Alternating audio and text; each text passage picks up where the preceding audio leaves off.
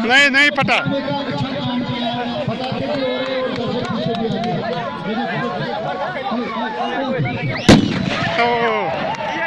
Out out और इस वक्त आउट जडोरा की टीम मैच हार गया। लाइडबल टीम लाइडबल काकपोरा बी यमो जो मैच ये खुशी तुम वो आप देख रहे थे कैसे जडोरा की टीम आज मैच हार गया।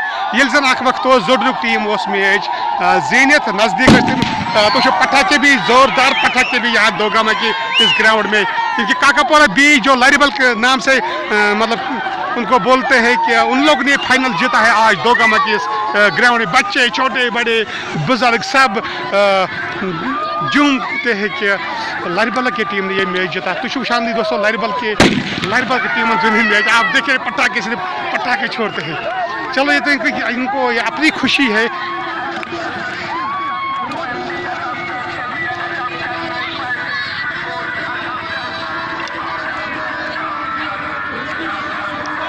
चैंपियन लाइडबल की टीम आज बहुत दूसरी बार चैंपियन बना है इस 2021 की साल में। ये पटाखा नहीं फटा है। लाइडबल की टीम को बहुत बहुत मुबारक इन लोगों ने आज ये फाइनल में जीता है जडोरा की टीम को हरा के।